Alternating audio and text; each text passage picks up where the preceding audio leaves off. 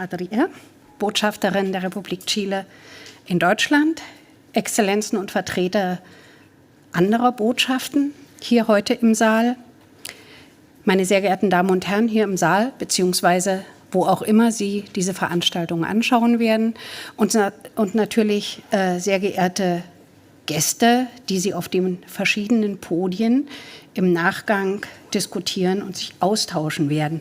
Namentlich Frau Sophia Boddenberg, Herr Cesar Ollagaray, Herr Dr. Georg Dufner, Frau Dr. Elke Grüdlewski.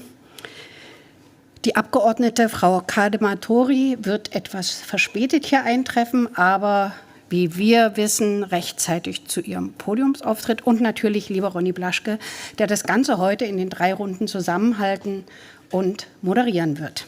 Ihnen allen noch einmal ein herzliches Willkommen und schön, dass Sie heute hierher gekommen sind. Wenn Sie heute die Zeitungen gelesen oder die Nachrichten angehört haben, so sind heute 2 11. September in den Meldungen in den Medien präsent. Zum einen natürlich der 11. September 2001, der islamistisch-terroristische Anschlag auf das World Trade Center und die Zwillingstürme in New York.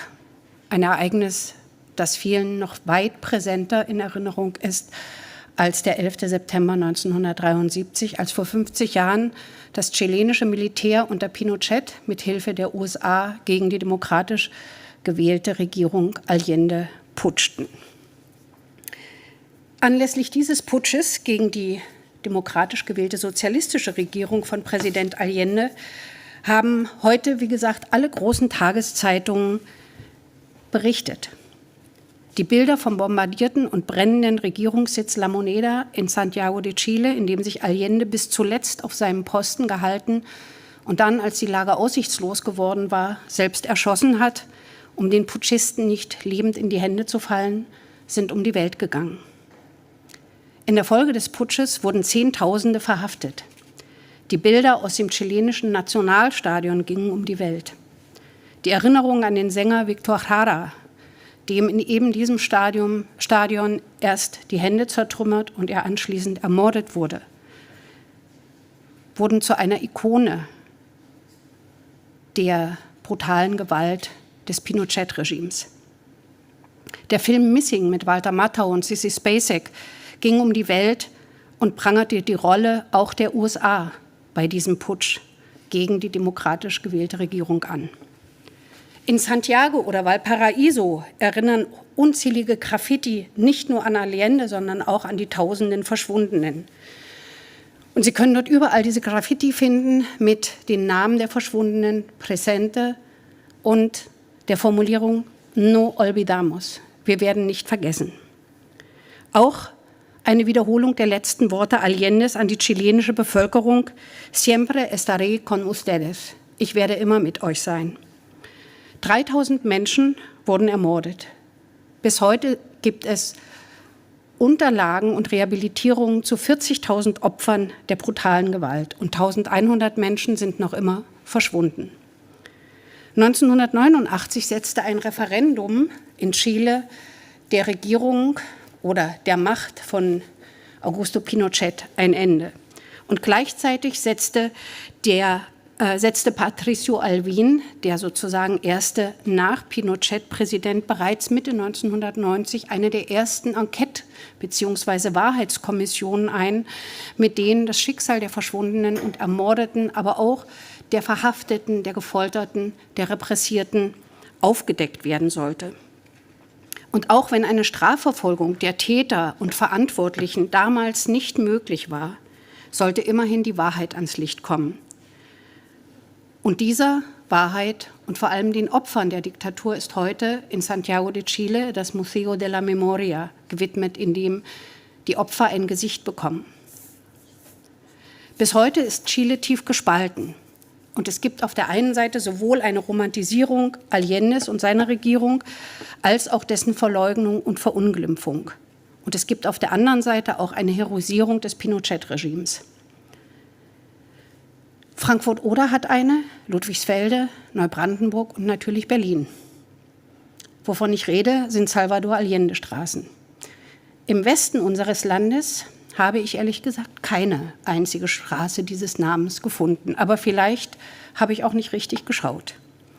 An Luis Corvalán, der in der DDR hoch bejubelt wurde und als Führer der chilenischen kommunistischen Partei hoch im Ansehen stand, erinnert, soweit ich das nachvollziehen kann, kein einziger Platz oder keine Straße. Und an Victor Jara, der auch zu einer Ikone des sozialistischen Chile geworden ist, gibt es in Magdeburg eine Straße. Erinnerung braucht Orte. Und diese Namen rufen in Erinnerung, was 1973 durch den brutalen Putsch und die nachfolgende Diktatur in Chile zerstört oder nicht ermöglicht wurde. Erinnerung braucht aber auch Rituale und Zeremonien. Und eine dieser Erinnerungsorte, die wir heute hier auch schaffen, ist die Erinnerung an diesen Putsch vor 50 Jahren, verbunden mit der Erinnerung an die Opfer der Pinochet-Diktatur. Und ich möchte Sie in diesem Sinne um eine Schweigeminute zur Erinnerung und im Gedenken an die Opfer des Militärregimes in Chile bitten.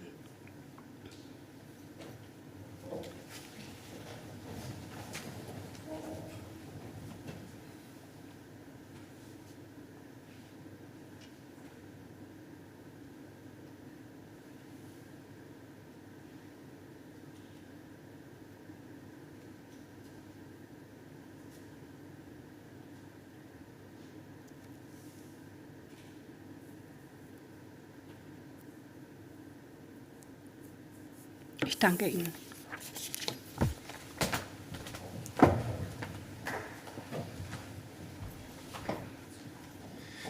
Ja, liebe Frau Dr. Kaminski, herzlichen Dank für die Einführung und vor allem vielen Dank für diesen Rahmen, für diese wichtige Veranstaltung. Auch von mir herzlich willkommen. Mein Name ist Ronny Blaschke. Ich bin Buchautor und Journalist und arbeite vor allem für den Deutschlandfunk, für die Süddeutsche Zeitung zu verschiedenen Themen, aber eben auch zuletzt war ich mehrfach in Chile für Recherchen unterwegs. Wir kennen das genaue Datum des Putsches vor genau 50 Jahren. Wir kennen noch andere Daten von Referenden, von den ersten freien Wahlen, von der Rückkehr zur Demokratie. Und doch fällt es uns schwer, so einen klaren Bruch zu markieren zwischen der Diktatur und der Demokratie. Und vermutlich werden wir noch in 10 oder in 20 Jahren fragen, wie sehr der Putsch und wie sehr die Diktatur auf die Gesellschaft Chiles, aber auch auf andere Gesellschaften Einfluss nimmt.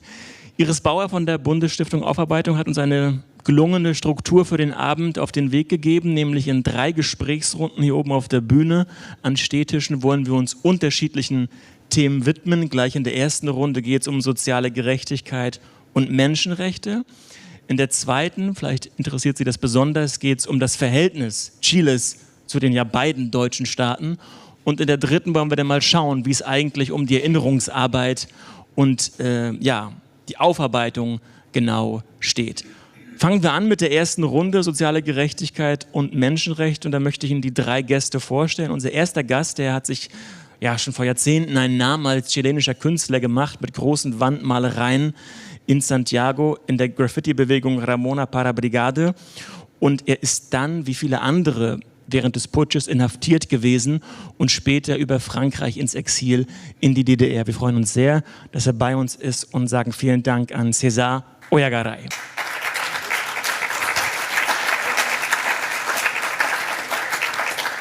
Wie hat eigentlich Augusto Pinochet so eine relativ lange Zeit an der Macht bleiben können? Mit welchen Mechanismen? Das wollen wir von einem Historiker erfahren, der intensiv zu Lateinamerika sich erforscht und lehrt, ist im Völkerrecht sehr intensiv unterwegs und hat verschiedene Publikationen veröffentlicht, insbesondere auch zu Chile, Historiker der Universität Erlangen. Vielen Dank und willkommen, Dr. Daniel Stahl. Und was die Proteste von 2019 eigentlich mit dem Putsch noch zu tun haben vor 50 Jahren, das wird uns eine Journalistin erzählen, die gerade in Santiago ist, uns zugeschaltet sein wird, arbeitet für den Deutschlandfunk unter anderem und für die Taz.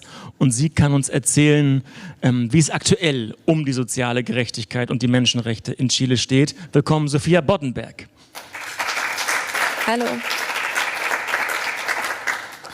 César Oyagaray, ich würde gerne mit Ihnen beginnen. und nochmal einen Blick vor den eigentlichen Putsch werfen. 1970, Salvador Allende, Mediziner, politisch früh aktiv, nach mehreren Anläufen schaffte er es 1970 in den Präsidentenpalast und er hat viel vor. Und der Aufbruch ist nicht nur in Chile zu spüren, sondern auch in vielen anderen Ländern. Nehmen Sie uns gerne mal mit in diese Zeit. Welche Erinnerungen verbinden Sie mit der Wahl Allendes und mit Chile 1970, 1971? Nehmen Sie gerne ein Mikro und dann, ja. Ist auch an und Sie können sprechen.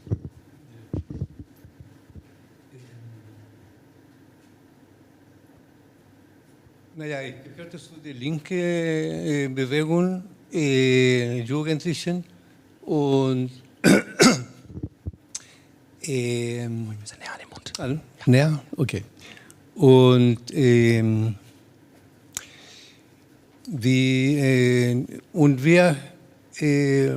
ich malte Wandbilder in die Schule und in Gewerkschaften und so. Und für die Kandidatur von Allende wurde eingeladen von der Leiter, von Alejandro González, das war der Leiter, sagen wir, der künstliche Leiter von dieser Prop-Graffiti, sagen wir. Ja? Und er hat schon versucht, Wandmalerei zu machen auf der Straße, aber das war so schwer zu machen, irgendwie zu realisieren. Und als Allende gesiegt hat mich angerufen und hat gesagt, los, es gibt eine große Marsch, ja, zum Sieg, zum Feiern, und wir malen die ganze Straße. Also Alameda, das ist die Hauptstraße von Santiago. Na los, klar, und es geht los. Und da ungefähr, das ist meine Handschrift von dieser Brigada Ramona Parra Bilderkultur, kann man sagen. Ja? Und da bin ich die 3 Jahre der Unidad Popular, die 1000 Tage, sagen wir, immer dabei, die Wände zu malen. Graffiti heißt auch verboten, und wir haben uns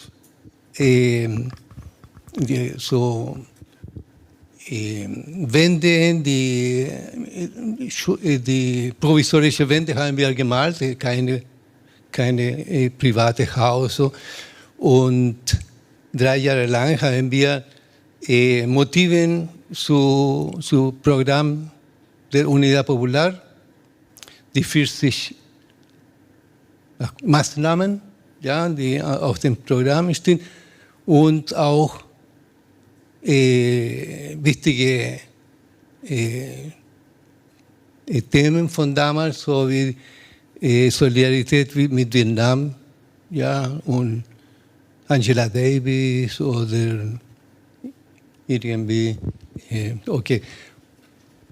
Die Unidad Popular, zur Erklärung, war die Sammelbewegung, die sich letztendlich auf Salvador Allende als Kandidaten, als Präsidenten einigen konnte. Allende wollte sehr viel. Der ging voran mit Reformen, der hat Großgrundbesitzer enteignet, der hat Sozialprogramme losgetreten. Die Euphorie war groß, aber es war schwer von Anfang an. Es gab Streiks, es gab dann bald auch Anschläge, und vielleicht in der Retrospektive war 71 noch ein gutes Jahr, aber wann haben Sie gespürt, das kann vielleicht auch böse enden? Ab wann war die Stimmung nicht mehr ganz so gelöst? Naja, 71. Auch für Sie als Künstler, als politischen Künstler. Sie waren unter Beobachtung, es gab politische Gegner. Genau. Wann wurde es für Sie gefährlich? Genau. 71, da war so eine große Sympathie an Allende, und weil begannen viele Maßnahmen, die die sehr sozial gerechte, fortschrittliche waren, sowohl für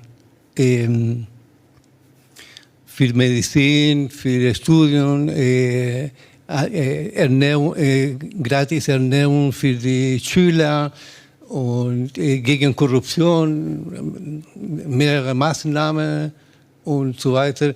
Und Ministerium für die Familie geschafft und auch Kultur- und Kunstministerium geschafft. Naja, 40. Da muss man lesen und da steht alles. Und 72, also da begann irgendwie, ich glaube, wie heißt, wenn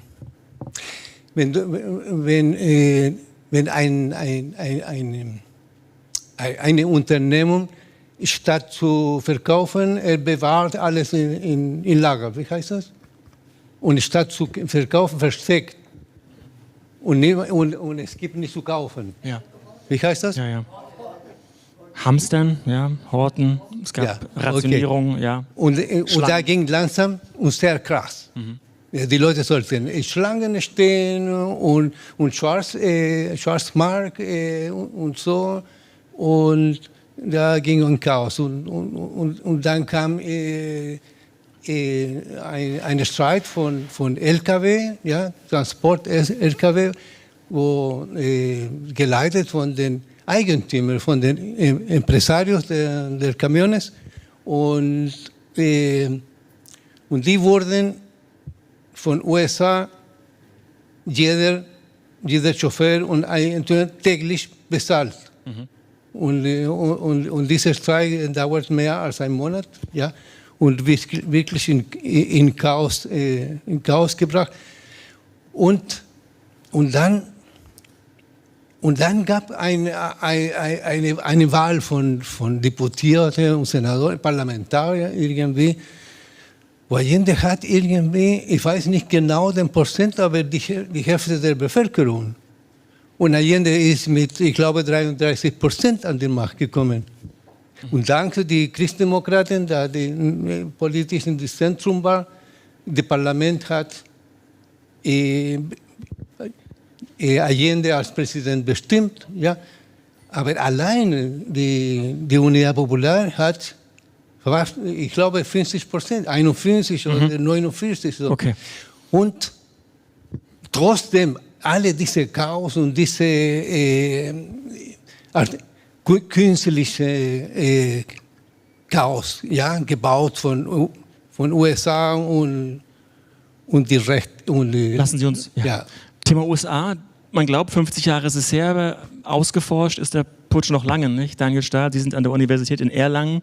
Wir haben im Vorgespräch darüber gesprochen, vor wenigen Wochen, Ende Mai wurde Henry Kissinger groß gefeiert, 100. Geburtstag. Damals war er nationaler Sicherheitsberater, später dann Außenminister und der Richard Nixon für die USA.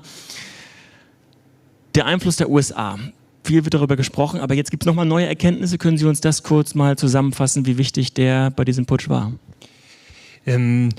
Das Entscheidende ist, also die Dokumente, die uns zugänglich sind, werden immer mehr. Also Stück für Stück kommen immer neue Dokumente ans Licht. Das hat auch etwas mit der Aktenfreigabepolitik in den USA zu tun. Und gerade jetzt im Vorfeld der diesjährigen Gedenkfeiern am 11. September ist nochmal so ein Schub Dokumente frei geworden, wo man sehen kann, wie eben Kissinger und die US-Regierung damals im Vorfeld des Putsches Signale gesendet haben an die chilenischen Militärs, dass man das wünscht, dass man da sich das wünscht, dass dass Allende nicht an der Macht bleibt und auch so etwas wie gemeinsame Planungen durchgeführt hat. Wie könnte dann vermieden werden, dass Allende überhaupt an die Macht kam, noch bevor er die Präsidentschaft angetreten hatte. Und bisher haben wir noch nicht die Dokumente, die sagen, der Putsch selber so und so, weil die CIA da involviert. Was noch alles aus den Archiven dort ans Licht kommen wird, das werden wir ja noch sehen. Aber ich glaube, das Entscheidende da ist auch gar nicht so sehr, waren welche Einheiten, welche Personen der CIA waren da jetzt involviert, sondern das Entscheidende war, das Signal kam aus den USA, sehr klar. Wir werden an eurer Seite stehen, an der Seite der Militärs, wenn ihr dafür sorgt, dass Allende weggeht. Und das ist ja das, was im Kontext dieses Kalten Krieges eben dazu den Militärs auch die Selbstsicherheit dann gegeben hat, so einen Putsch durchzuziehen, sicher sein darüber, dass sie damit weiterhin einen starken Verbündeten im Norden haben würden. Wenn es Hoffnung gab für mehr soziale Gerechtigkeit, dann ist sie spätestens am 11. September 1973 geschwunden. Das Regime oder das Militär hat sich gar nicht die Mühe gemacht, die Menschenrechtsverletzungen zu vertuschen, sondern sie hat La Moneda bombardiert, sie hat Bücher von Oppositionellen verbrannt und sie hat sehr sichtbar tausende Menschen ins Estadio Nacional, ins Nationalstadion gesteckt, Fotografen hereingelassen, deswegen gibt es ja auch die Fotos und die Dokumente. Herr Oyagaray, Sie waren in diesem Stadion. Erzählen Sie uns, was ist da passiert, was haben Sie da in Erinnerung? Und gehen das Mikro ein bisschen an den Mund.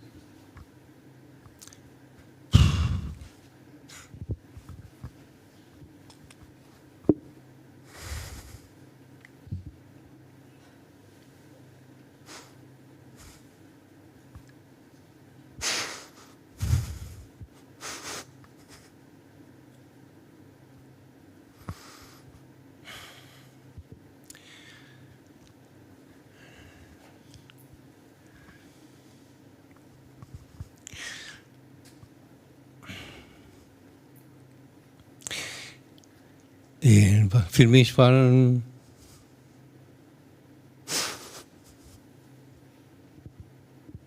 Oder wollen wir noch? Nein. Ich bin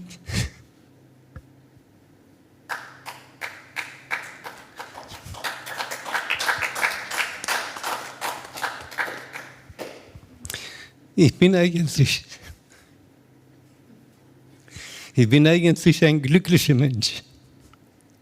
Aber ich bin glücklich, weil ich weinen kann.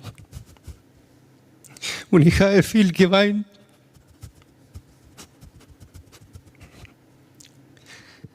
Die Schmerzen waren lange an mich und es wird ewig bleiben. Als ich in der DDR war, es dauerte 6 Jahre, bis ich mich so emotionell beruhigt habe und nicht immer an jeder Lied oder Bild von Chile mich gebrochen bin. Ja. Also für mich ist unfassbar.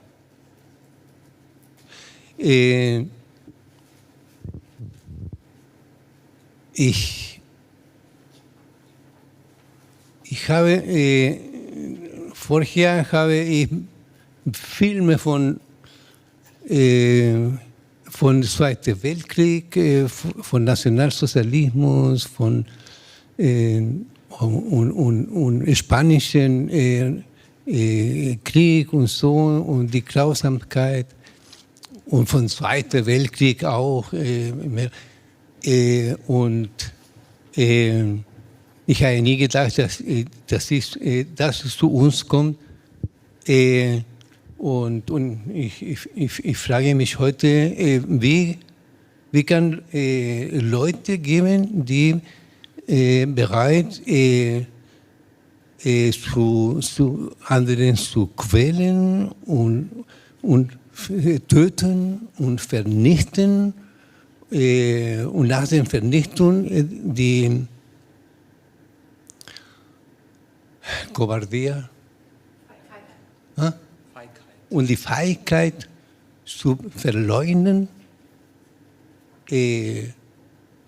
Also das ist eine monströse Sache und ja, ich frage mich und manche sind Psychopathen, die mit dir irgendwie dich quälen, aber die an den Kopf sind und alles das führen, das vorbereiten und wissen genau, was und Befehle geben wie Pinochet und die andere Militär und die anderen Politiker und so weiter, alle, die damit das inszeniert haben.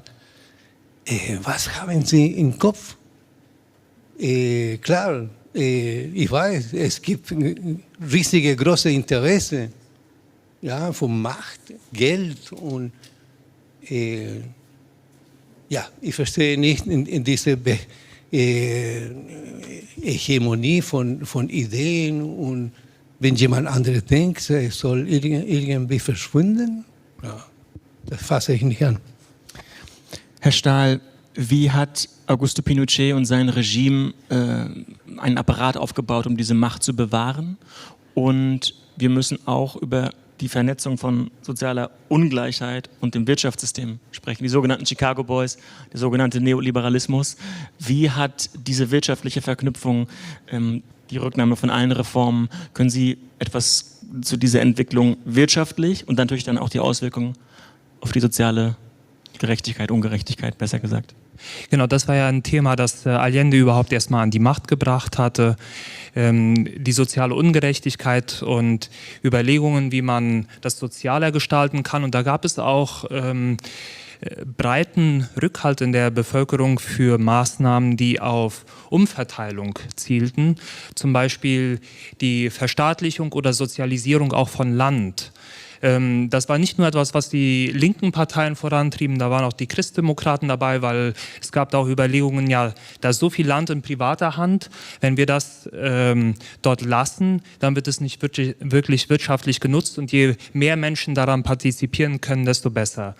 So, es waren nicht nur die linken Kräfte, die das befürworteten, aber es war auf jeden Fall etwas, was sehr stark in der Bevölkerung mitgetragen wurde. Zum Beispiel gab es solche Ereignisse wie, dass die Arbeiter in einen Forstbetrieb dann auf die Station gegangen sind, dort die besetzt haben, sich vom Allende empowered gefühlt haben dabei, die chilenische Flagge hochgezogen haben und die Hymne gesungen haben. Einfach als Symbol, hier, jetzt ist das in unserer gemeinsamen Hand.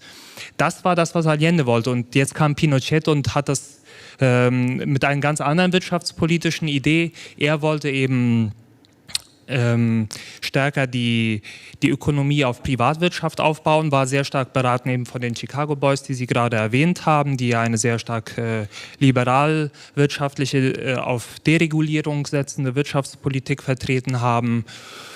Und diese Politik erst einmal umzusetzen und zu implementieren, nachdem die Allende-Bewegung recht großen Rückhalt auch in der Bevölkerung gehabt hatte, erforderte eben auch Gewalt. Und das war eben das, wo hier diese Menschenrechtsverletzungen ins Spiel gekommen sind, von denen wir eben gehört haben, um das durchsetzen zu können. Eine stärker liberale Politik, wieder Privatisierung von Eigentum, Privatisierung von Land, wobei ein Bereich ausgeklammert wurde, der Kupferabbau, der blieb in der Hand des Militärs und blieb staatlich. Aber viele andere Bereiche von Bildung, Gesundheit bis zum Wasser wurden in dieser Zeit eben privatisiert. Und das Entscheidende ist, wenn wir gerade auch über Menschenrechte sprechen, hier auf dieser Veranstaltung, dass nach der Rückkehr zur Demokratie, wenn man unter Menschenrechten vor allem die bürgerlichen Rechte verstanden hat. Und wenn man sagte, wir arbeiten jetzt auf, in den 90er Jahren vor allem gemeint war, wir arbeiten Folter auf, wir arbeiten jetzt auf, dass bürgerliche Rechte entzogen worden sind, ohne Gerichtsprozess und so weiter. Aber was man eben nicht mehr angegangen ist, sind Fragen des sozialen Ausgleichs. Ja? Und es blieb wirtschaftspolitisch letztlich dasselbe Programm weiterhin bestehen. Teilweise wurde es sogar noch vorangetrieben, dass zum Beispiel die Kupferminen dann erst unter Aylwin dann privatisiert wurden. Patricio Aylwin, der erste frei gewählte Präsident, der übrigens auch den Putsch gar nicht abgelehnt hat, sondern gesagt hätte, bevor wir einen Bürgerkrieg haben oder bevor wir noch größeres Chaos haben, war der Putsch die richtige Wahl. Das hatte ein Christdemokrat übrigens gut geheißen. Und deswegen würde ich jetzt mal einen Sprung machen. Wir sprechen über die Erinnerungsarbeit noch später. Sophia Boddenberg arbeitet unter anderem für den Deutschlandfunk und für die Taz. Und sie ist jetzt gerade in Santiago, hat sicherlich einen sehr intensiven Tag noch vor sich. Frau Boddenberg, Sie haben, wie nur wenige Journalistinnen, sehr nah von den Protesten 2019 berichtet. Können Sie uns erzählen, wie sehr die Proteste 2019 noch den Putsch und die Diktatur mitverhandelt haben? Also ich glaube, dass das Erbe der Diktatur von Anfang an ein großes Thema war bei den Protesten. Also einer der ersten Protestrufe war, es sind nicht 30 Pesos, sondern 30 Jahre, weil ja die Proteste angefacht wurden, sage ich jetzt mal, von der Erhöhung der Fahrpreise der Metro in Santiago. Und mit den 30 Jahren bezogen sich die Menschen eben auf die 30 Jahre, die seit dem Ende der Diktatur vergangen sind, um auszudrücken, dass das Erbe der Diktatur, also die Verfassung, das neoliberale Modell, weiterhin die Gesellschaft prägen und in diesen 30 Jahren sich eigentlich nicht viel verändert hat, obwohl es einen Übergang zur Demokratie gab. Und sehr schnell wurden auch, also bei den Protesten sah man auch Bilder von Pinochet, die verbrannt wurden. Und es war ein großes Thema. Also ich habe da sehr viele Leute interviewt auf den Straßen und die meisten haben mir gesagt, dass sie sich gegen die soziale Ungleichheit auflehnen, die die Diktatur hinterlassen hat, gegen den Neoliberalismus, gegen die privatisierten Renten. Auch sehr viele junge Menschen, die gesagt haben, wir sind jetzt die neuen Generationen, wir haben die Diktatur zwar nicht miterlebt, aber wir leiden trotzdem unter den Folgen der Diktaturverfassung und des Wirtschaftsmodells, das uns damals aufgedruckt wurde. Und gerade die jungen Menschen lehnen sich auch auf gegen das privatisierte Bildungssystem und die fehlenden Zukunftschancen. Nach dem konservativen Sebastián Piñera ist jetzt wieder ein linker Präsident, Gabriel Boric. Aber so klar war es nicht.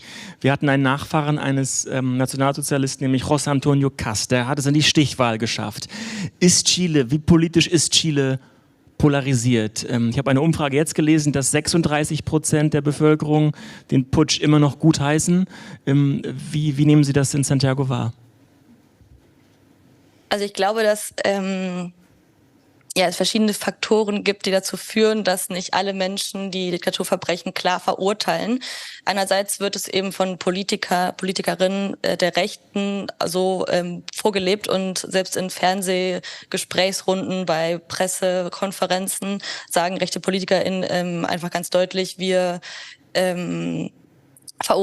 verurteilen zwar die Menschenrechtsverletzungen, aber sagen trotzdem, dass der Putsch gerechtfertigt war, dass der Putsch nötig war, um Chile zu retten vor dem Kommunismus, wie sie das nennen, und dass es zwei Seiten der Geschichte gibt. Gabriel Boric hat jetzt auch versucht, zum 11. September, zum 50. Jahrestag, eine parteienübergreifende Erklärung zu unterschreiben. Und da haben eben die rechten Parteien UDI und Partido Republicano und Renovación Nacional sich geweigert, es zu unterschreiben.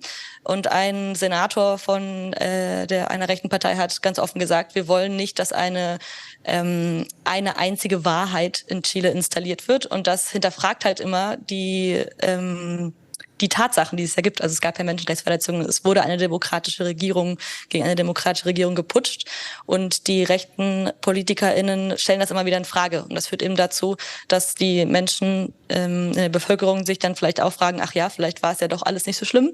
Das ist, glaube ich, ein Faktor. Und der zweite Faktor ist die Straffreiheit, also dass Pinochet selbst gestorben ist, ohne je verurteilt zu werden, dass bis heute viele Militärs immer noch nicht bestraft wurden. Das gibt den Leuten eben auch das Gefühl, dass diese Epoche der Geschichte einfach nicht aufgearbeitet wurde, nicht bestraft wurde. Und das führt eben dazu, dass bis heute keine eindeutige Verurteilung vom Staat auch von den Diktaturverbrechen gibt. Salvador Allende wollte ja sehr früh sehr viel und hat viel angestoßen und das konservative Milieus oder auch rechte Strömungen haben sich dadurch provoziert gefühlt. Wenn man jetzt schaut, eine neue Verfassung, mehr als 150 Volksvertreterinnen sollten eine neue Verfassung schreiben und da war Hätte eine der progressivsten Verfassungen der Welt sein können, aber eine klare Mehrheit hat das abgelehnt. Ist die Parallele zulässig, dass auch die Gefolgschaft von Gabriel Boric zu früh zu viel wollte? Also ich glaube, das ist eine gängige Interpretation, die von dem Ergebnis des Referendums gemacht wurde, aber ich bin da nicht so ganz mit einverstanden. Ich glaube, dass dieses Ergebnis ja sehr viele Aspekte widerspiegelt, die in der chilenischen Gesellschaft präsent sind. Ich glaube nicht, dass die Leute den Verfassungsentwurf abgelehnt haben, weil ihnen das zu viele Veränderungen waren, sondern einfach, also um jetzt mal ein paar Gründe zu nennen. Einer war, dass die Bevölkerung auch gar nicht mitgenommen wurde. Also dieser Prozess hatte nicht die ausreichende kommunikative Begleitung, weder von der Regierung noch von den Medien. Die meisten Menschen wussten überhaupt nicht, was in dem Text drin stand. Der war ja auch relativ lang, also fast 200 Seiten in einer Sprache, die nicht jeder versteht. Also die Menschen wurden einfach gar nicht ausreichend mitgenommen. Gleichzeitig wurden auch sehr viele Fake News verbreitet. Also ich habe wirklich mit mehreren Menschen gesprochen, die Angst hatten, dass durch die neue Verfassung ihnen ihr Haus enteignet wird, was ja einfach überhaupt keine Grundlage in der Realität hatte. Und da gab es einfach sehr viel auch Falschinformationen, unzureichende Informationen. Und hinzu kommt, dass ein großer Teil der Bevölkerung in Chile sehr lange aus den politischen Entscheidungsprozessen ausgeschlossen war.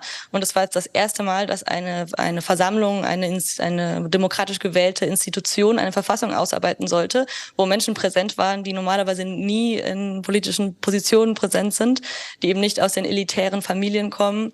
Und es war einfach ein Prozess, der sehr viel Kraft erfordert hat und die hat leider nicht ausgereicht, um alle Menschen ausreichend mitzunehmen. Okay. Ja.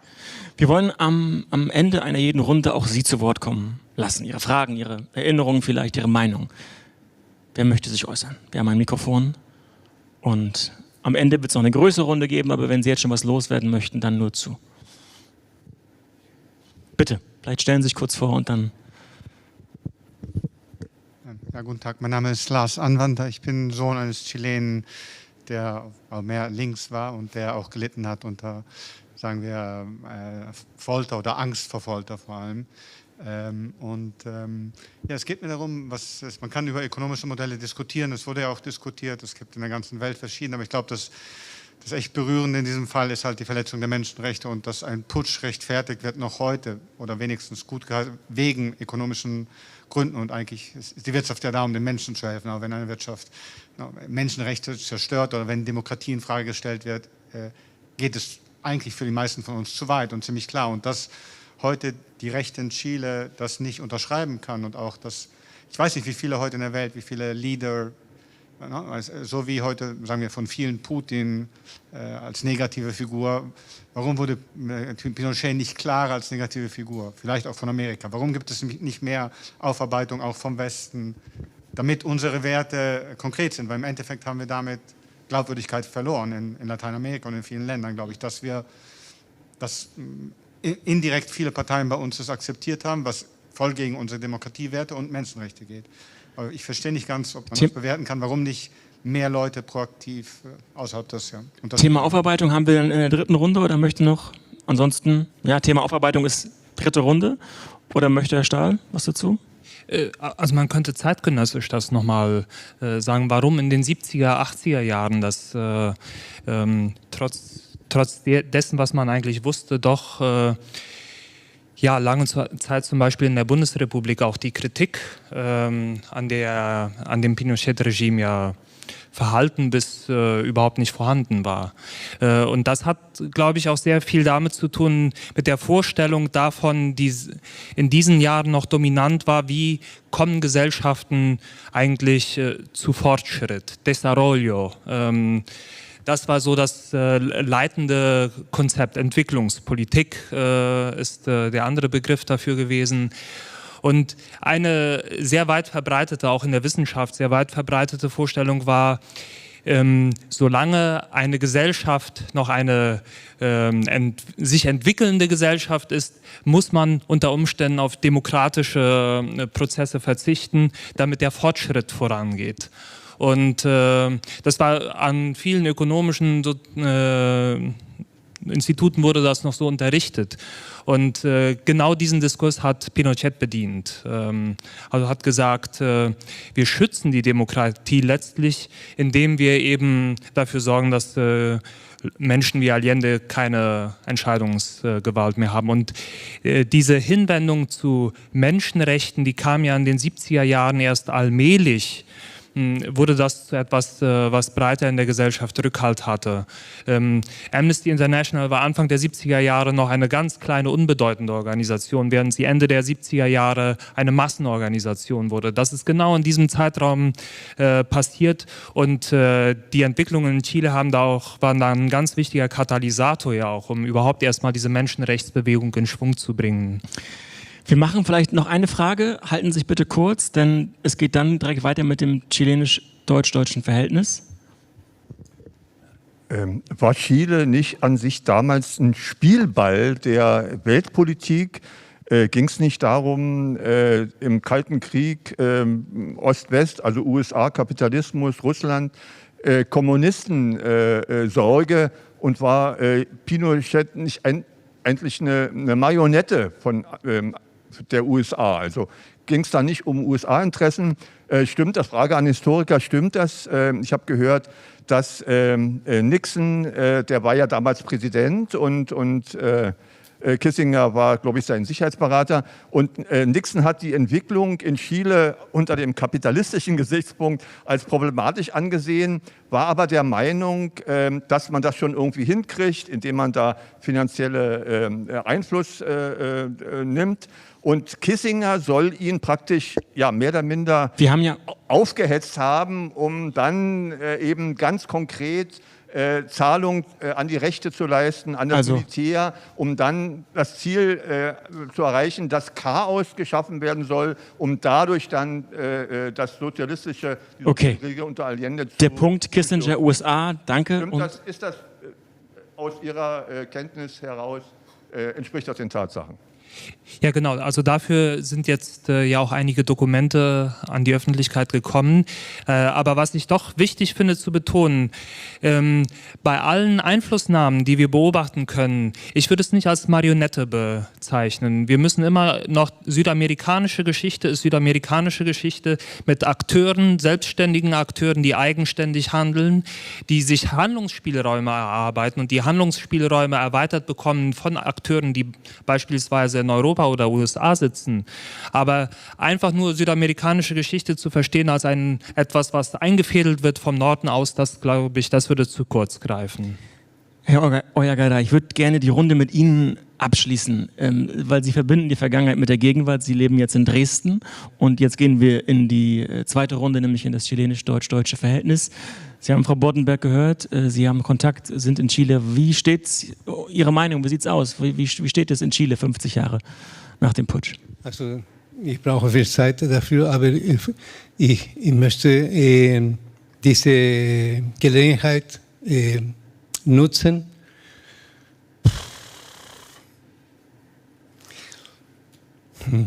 Es geht wieder los. Ich möchte nennen wichtige Leute, die in meiner Nähe waren, zur Erinnerung.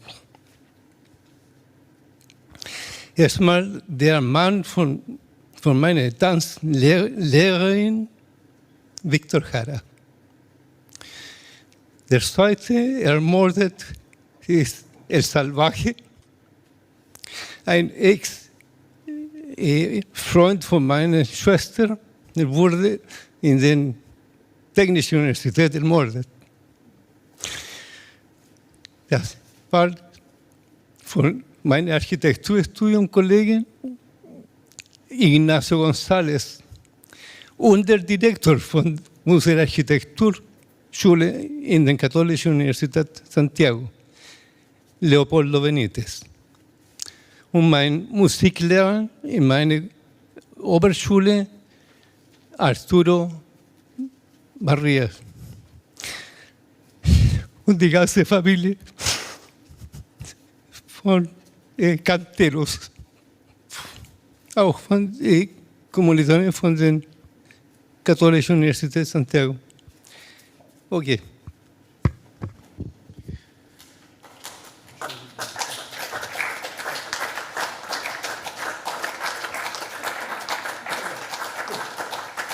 Danke, dass Sie den Tag mit uns hier heute verbringen und auch bei uns bleiben. Und später haben Sie die Gelegenheit, auch noch mit in kleiner Runde in Kontakt zu treten. Wir danken Ihnen, dass Sie dabei sind. Sophia Boddenberg hatte noch einen intensiven Tag. Sie geht jetzt zu einer von mehreren Gedenkveranstaltungen.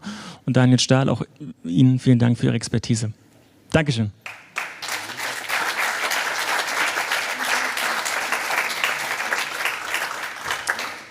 Ja, und wir setzen das Ganze fort mit dem Verhältnis Chiles ja mit den beiden deutschen Staaten. Und da haben wir zwei Gäste bei uns hier gleich auf der Bühne. Zum einen einen Historiker, der sich intensiv mit dem Verhältnis Chiles befasst hat und der Leiter war der Konrad-Adenauer-Stiftung des Auslandsbüros in Bolivien und jetzt unterschiedlich politisch Institutionen berät. Wir freuen uns auf Dr. Georg Dufner.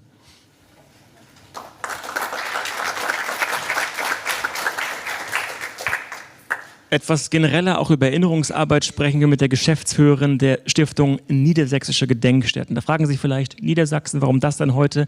Nein, unser Gast, sie ist Beraterin auch beim Auswärtigen Amt, wenn es nämlich um eine künftige Gedenkstätte geht für die Colonia Dignidad. Und deswegen freuen wir uns, dass sie heute hier bei uns ist, Dr. Elke Gryglewski.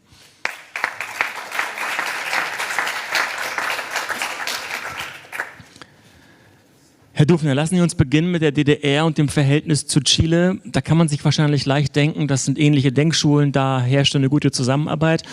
Ich habe mir aufgeschrieben, 1971 wurden die diplomatischen Beziehungen aufgenommen und relativ schnell gab es einen Austausch, kulturell, wirtschaftlich. Wie sah der aus?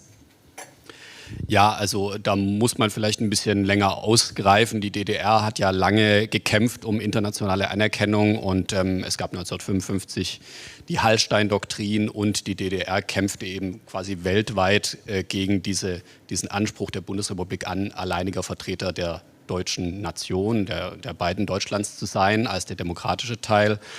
Und das zog sich ja über viele Jahre hin, nämlich in den gesamten 60er Jahren gab es, abgesehen von Kuba, keine weiteren Anerkennungen der DDR außerhalb des Warschauer Pakts.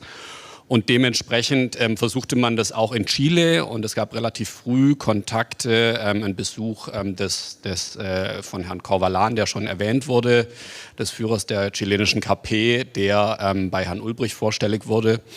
Und das heißt, man hatte da relativ früh vertrauenswürdige Kontakte zwischen der SED und der KP Chiles. Und dementsprechend entwickelte sich zwischen den beiden Staaten eigentlich ein Verhältnis, was so eng wahrscheinlich von der DDR zu keinem anderen Land Lateinamerikas gelang. Und trotzdem dauerte es noch lang, bis dann eben eine passende Regierung da war, die bereit war, auch die negativen Folgen einer Anerkennung der DDR auf sich zu nehmen. Und das war im Grunde genommen erst mit der Regierung Allende soweit. Vorher gab es noch die Regierung von Eduardo Frei, Christdemokrat, 64 bis 70. Und der war noch vollständig auf der bundesdeutschen Linie und wollte die DDR nicht anerkennen. Und im Grunde genommen erst mit der Regierung Allende war das dann möglich. Aber auch da ging es noch hin und her und erst im April 1971 gelang diese Anerkennung. Also man muss sich das wieder in Erinnerung rufen, dass die beiden deutschen Staaten eben sehr lange auf der internationalen Bühne darum gerungen haben, dass die DDR sozusagen nicht anerkannt werden soll, beziehungsweise die DDR natürlich sehr stark darauf hinarbeitete, dass sie anerkannt wird. Und ja, genau, Chile ist im Grunde genommen eines der frühen Länder, abgesehen vom Mittleren Osten, wo im Zuge des Konflikts mit Israel und dann einige Länder des Mittleren Ostens und der arabischen Welt die DDR anerkannten, sozusagen um der Bundesrepublik in die Parade zu fahren, weil die Bundesrepublik 65 dann Israel anerkannt hatte. Und in dem Sinne war diese Anerkennung 1971 durch Chile für die DDR ein Riesenereignis, also wirklich schon von großer Bedeutung und wurde auch entsprechend gefeiert im ND in anderen Publikationen und war sozusagen ein wichtiger Punkt für die DDR-Außenpolitik und auch für dieses Selbstverständnis, das vermeintlich bessere Deutschland zu sein. Als es wirtschaftlich schwieriger wurde für Chile, hat die DDR auch geholfen. Frau Gryglewski, wenn wir aber jetzt mal auf den Putsch schauen, auf die Jahre danach. Die DDR hat die diplomatischen Beziehungen ausgesetzt und es sollen 2000 Menschen ins Exil in die DDR gewesen sein, vornehmlich Menschen der Unidad Popular, also Anhänger Allendes. Wie war diese Exilgemeinschaft? Wie sah die aus und welche Konkurrenz gab es vielleicht dann auch in der DDR? Ich muss der Vollständigkeit halber erstmal meine SprecherInnenposition transparent machen, denn wir sprechen hier über die beiden deutschen Staaten. Ich selbst habe vor 50 Jahren in Bolivien gelebt und war dort Teil der deutschen Gemeinde. Und eine meiner Kindheitserinnerungen ist, wie meine Eltern, mein Vater Auslandspfarrer der EKD, durch die Wohnung panisch lief, weil die chilenische Studentin, die in der Einliegerwohnung unten lebte, vom Militär abgeholt wurde, weil es nämlich zwischen den Regierungen, den Militärregierungen in der damaligen Zeit Auslieferungsabkommen gab. Und meine Eltern durch diese Wohnung liefen und die Platten, die sie ja als Westberliner sich von Victor Jara und so gekauft hatten, versteckten, um sich selber zu schützen. Das heißt, für mich ist diese Frage Chile-Geschichte eine, die ganz eng mit Militärdiktaturen verbunden ist und daher auch mein Interesse. Ich habe nicht in der DDR gelebt, aber ich hatte, nachdem ich in Chile studiert habe, sehr viele Kontakte. Und was interessant ist und was ich interessant finde, auch gerade vor dem Hintergrund der Beurteilung der DDR, ist die Situation, dass die DDR-Regierung chilenischen Flüchtlingen eine privilegierte Rolle eingeräumt hat im Vergleich zu anderen Flüchtlingsgruppen oder anderen, sie hießen nicht Gastarbeiter in der DDR, sondern kamen eben aus anderen Ländern. Ich glaube, das ist wichtig, wenn man sieht, dass nachdem dann die DDR zusammengebrochen ist, dass es für viele Menschen, die in der DDR im Exil gewesen waren, eine hochgradige Ambivalenz war. Einerseits die Dankbarkeit zu verspüren, die berechtigte Dankbarkeit, in der DDR gerettet worden zu sein und andererseits jetzt objektiv über eine Diktatur sprechen zu sollen. Und das hat ganz viele Menschen, die in der DDR im Exil waren, wirklich vor eine große Spannung gebracht und auch, ich weiß noch, dass ich es wirklich schwierig fand, wenn man von ihnen verlangt hat zu sagen, sie sollen sagen, dass die DDR eine Diktatur war und die Ambivalenz nicht zugelassen wurde. Aber sie hatten eine besondere Situation. Herr Dufner, der antifaschistische Schutzwall, die DDR auch in Abgrenzung zur Bundesrepublik, die die diplomatischen Beziehungen zu Chile aufrechterhalten hat, mehr oder weniger auch über andere Sachen hinweggesehen hat. Wie hat die DDR das innenpolitisch nach außen getragen als Solidarität? Wie hat man das kommuniziert?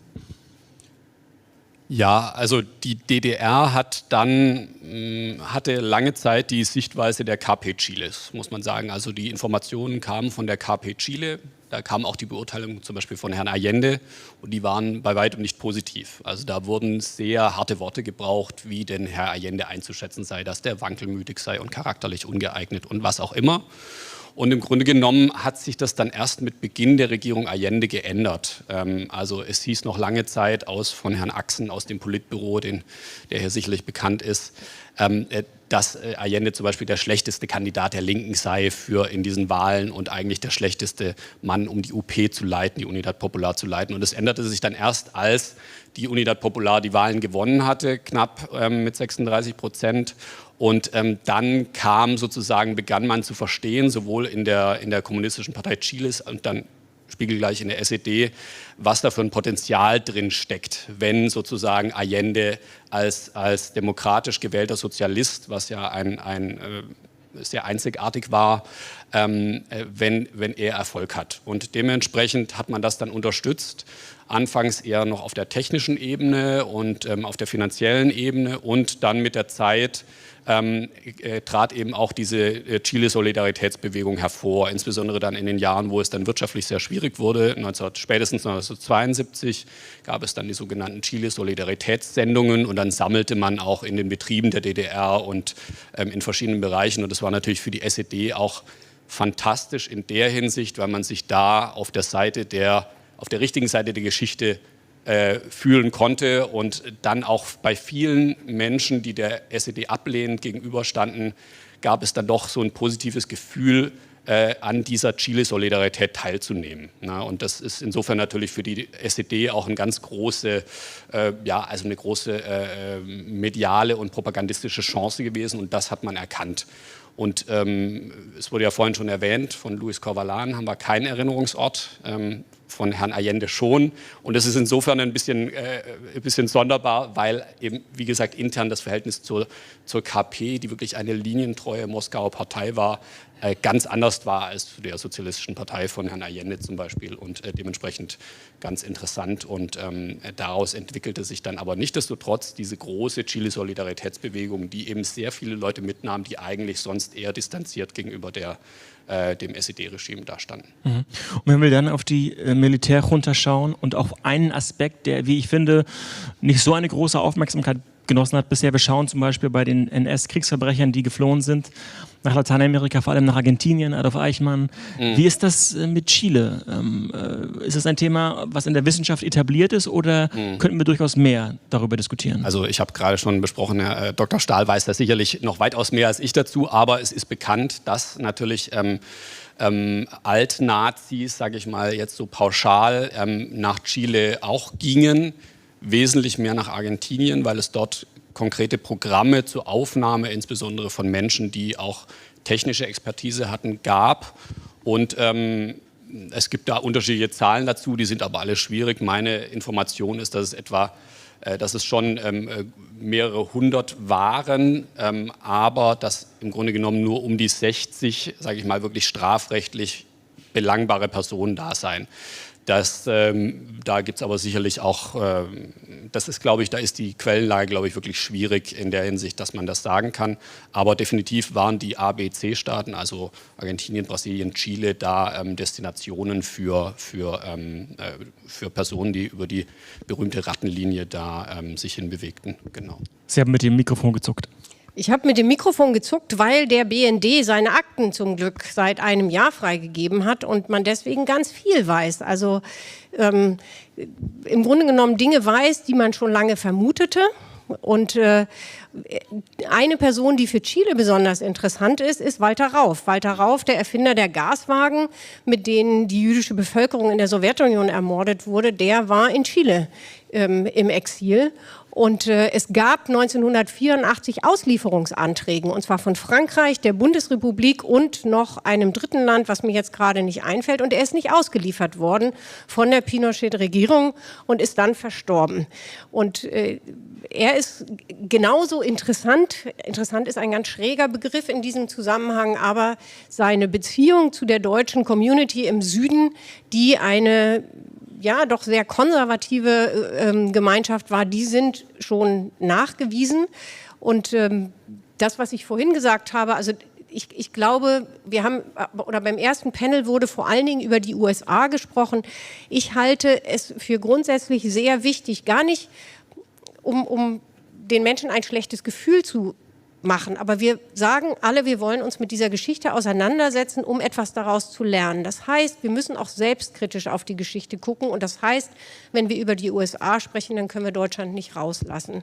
Und das gilt schon für die frühe, also die Bundesrepublik können wir nicht, insbesondere wenn ich jetzt über die Frage von wirtschaftlichen Sanktionen denke gegenüber der Allende-Regierung. Da war die Bundesrepublik mit dabei, der BND, der in Chile, in Bolivien, in allen Ländern, wo sich linke Regierungen oder linke revolutionäre Bewegungen ausbreiten, Altnazis wieder anstellt. Also sie werden ja nicht, es ist ja nicht so, dass sie die ganze Zeit für den BND gearbeitet haben, sondern sie werden angestellt vom BND mit dem Ziel, etwas gegen diese kommunistischen Bewegungen zu unternehmen, die sich da breit machen. Und das, glaube ich, ist ganz wichtig, dass wir uns das auch selbstkritisch angucken, welche Rolle unsere Länder gespielt haben, um zu begreifen, wo wir Dinge vielleicht in Zukunft besser anders machen sollten. Wo wir auch selbstkritisch und kritisch hinschauen sollten, ist die Rolle der Bundesrepublik bei der Colonia Dignidad, einer vorgeblich christlichen Sekte, die von Paul Schäfer angeführt wurde, der einer Strafverfolgung sich entzogen hat, in den Süden von Chile, 350 Kilometer südlich von Santiago, dort eine in Anführungsstrichen, in dicken Anführungsstrichen, eine Siedlung oder eine Kolonie der Würde aufgebaut hat, wo er mehrere hundert Kinder, vor allem Jungen, vergewaltigt hat und missbraucht hat. Und das hat mehrere Jahrzehnte ab 1961 funktioniert. Frau Wruglewski, Sie sind dabei, sind regelmäßig in Chile, sprechen mit unterschiedlichen Opfergruppen und streiten, bemühen, kommunizieren für eine Gedenkstätte. Wie ist der Stand? Also, angesichts der Tatsache, dass es so unterschiedliche Opfergruppen gibt, das ist das eine, es gibt sehr viele chilenische Opfergruppen und es gibt eben auch die deutschen Opfer, sowohl Externe als auch Menschen, die in der Siedlung leben. Und angesichts des sehr langen Zeitraums, den diese Siedlung existiert hat, ist das, und vielleicht noch als letztes Versatzstück angesichts der Binationalität dieser Herausforderung, ist es sehr komplex. Ich würde sagen, aus unserer Perspektive, wir sind seit 2014 mit einem interdisziplinären Team dort, immer wieder sprechen mit den unterschiedlichen betroffenen Gruppen. Und vor dem Hintergrund würde ich sagen, haben wir sehr, sehr viel erreicht, finanziert durch das Auswärtige Amt, dass nämlich die Gruppen miteinander sprechen. Und dass es gelungen ist, mit den unterschiedlichen Gruppen zu definieren, was man sich wünscht als eine Gedenkstätte. Die Umsetzung ist natürlich noch komplex. Beide Regierungen haben den Willen bekundet, das auch zu tun. Und wir wissen, dass es da auch Bemühungen gibt von beiden Seiten. Ob jetzt die Regierung so weit sind, wie sie jetzt zum Jahrestag des Putsches sein wollten, das ist, glaube ich, schwer zu beantworten, weil da nach wie vor noch Aktivitäten laufen, Gespräche laufen und so weiter. Ein letzter Satz. Wenn man den Maßstab nimmt, dass auch in Chile inzwischen die Opfer sterben, ist es wichtig, dass etwas schneller passiert, damit die Menschen dann tatsächlich dort noch einen Ort haben. Sie sind diplomatisch, Herr Dufner. Ich habe geguckt, auch im Archiv, so viele richtig kritische Äußerungen von, sagen wir mal, Mandatsträgern, Ministern. Also Frank-Walter Steinmeier noch als Außenminister 2016 hat da, glaube ich, zum ersten Mal das etwas prominenter aufgegriffen, aber auch relativ vage in seiner Argumentation. Sie waren in Bolivien bei der CAS, Sie sind da in Lateinamerika regelmäßig unterwegs. Was ist das Problem? Warum kann man da nicht deutlicher dazu Stellung nehmen? Ist das immer noch so ein vermintes Gebiet oder könnte das geschäftliche Beziehungen gefährden? Wieso hört man da auch wir sprechen später noch mit einer Abgeordneten des Bundestages. Warum hören wir da zu wenig Direktes und Kritisches auch? Also es gab ja zeitgenössisch, also ich erinnere an Norbert Blüm zum Beispiel, als der bei Pinochet war, waren schon sehr deutliche Worte, zeitgenössisch. Aber dann war Helmut Kohl kurz danach da und das waren weniger deutliche Worte.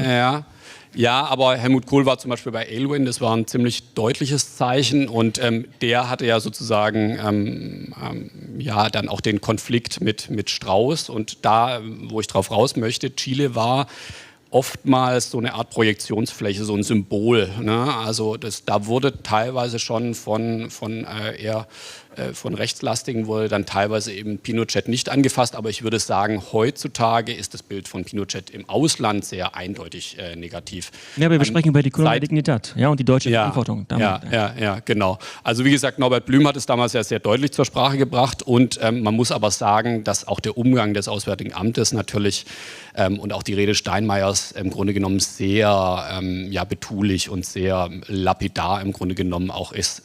Da sagt man ja, ich habe mir das hier nochmal aufschreiben müssen, weil ich das so bemerkenswert fand.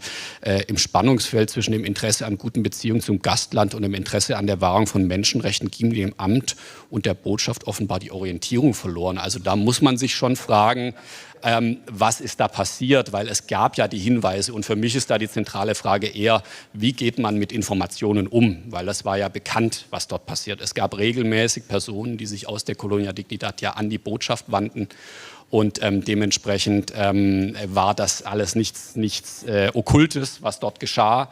Und das wusste man von Deutschen, das wusste man von, wie gesagt, auch von Chilenen, die dort, die dann Hilfe suchten. Und es ging ja dann sogar so weit, dass dann teilweise selbst Deutsche, die aus dieser Kolonialgegend fliehen konnten, nicht mehr zur deutschen Botschaft gingen, sondern sich dann an andere Botschaften wenden mussten oder das bevorzugt haben.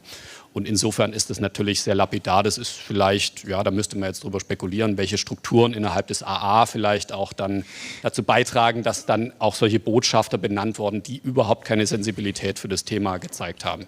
Also warum ich sage, ich würde nicht sagen, dass ich diplomatisch bin. Ich halte es wirklich für ein komplexes Thema und ich finde, wir müssen uns auch vergegenwärtigen, in welcher Zeit passiert das. Ja, wer sich mit Argentinien auskennt, der weiß, dass es gibt eine grandiose Dokumentation, wo es um die Weltmeisterschaft in Argentinien gibt, auch zu Diktaturzeiten, wo Elisabeth Käsemann umgebracht worden ist und der Botschafter dort sitzt und das quasi entschuldigt, weil eben und so weiter. Also das heißt, ich glaube, wir haben es in den 70er Jahren, das ist ein Spiegelbild nochmal, was die Diskussion um bestimmte Fragestellungen in der Bundesrepublik angeht.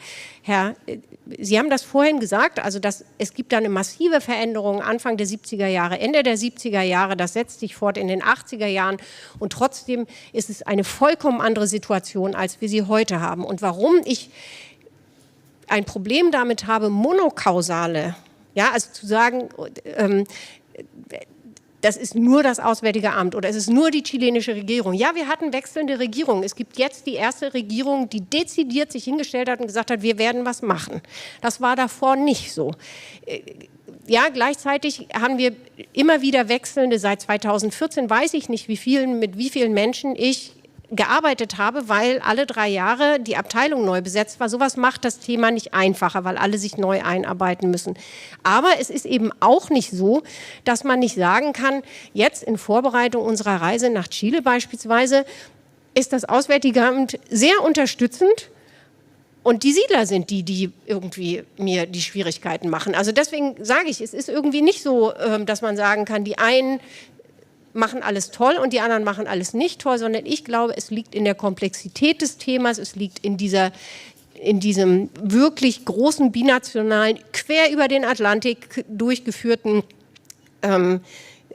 der Situation. Und ich habe manchmal gedacht, wenn wir jetzt die Situation hier in Deutschland hätten, dann würden wir alle Opfergruppen, die sich inzwischen austauschen, zusammentun, würden einen Verein gründen, Verein zur Gründung einer Gedenkstätte in der Colonia Dignidad, würden über Crowdfunding das Ganze selbst machen und irgendwann würden die Regierungen einsteigen. Das wäre der Weg, wie wir ihn in Deutschland gehabt hätten. Funktioniert aber nicht, weil es eben, wie gesagt, dann schon wieder internationales Recht und so weiter eine Rolle spielt. Also es ist einfach komplex und deswegen nicht diplomatisch, sondern ja, ich glaube nicht an Monokausalität. Ich wünsche mir an der einen oder anderen Stelle mehr Engagement, aber es ist nicht so, dass ich da jetzt nur draufhauen kann.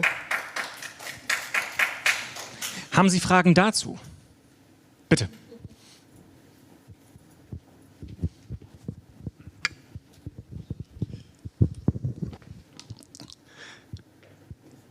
Dankeschön, dass die Veranstaltung stattfindet. Ganz herzlichen Dank. Ich bin Jahrgang 49 und war 24 Jahre alt, als der Putsch in Chile stattfand. Das hat meine DNA in gewissem Sinne mitgeprägt. Ich habe als ehemaliger DDR-Bürger mit großer Sympathie verfolgt, wie wir die chilenischen Menschen, die hier waren, unterstützt haben. Ich habe selbst Solidaritätsbasar veranstaltet, um Geld zu sammeln, um zu spenden. An der Stelle muss ich nur sagen, was hätten wir anders machen können noch? So, und das Zweite ist, mein Bild zum deutsch-deutschen Verhältnis ist durch diese Zeit natürlich auch geprägt worden. Wenn ich daran denke, dass der Außenminister von Chile, Clodomiro, Entschuldigung, wenn ich den Namen nicht richtig ausspreche, Clodomiro Almeida, ja, in Baden-Württemberg, in Westdeutschland, um Aufnahme gebeten hat und wurde dort abgewiesen. Und die DDR hat gesagt, ja, kommt zu uns.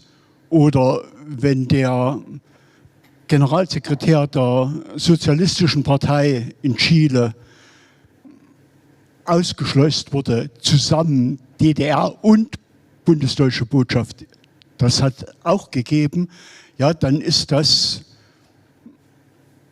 sind das Sachen, die mich bewegen.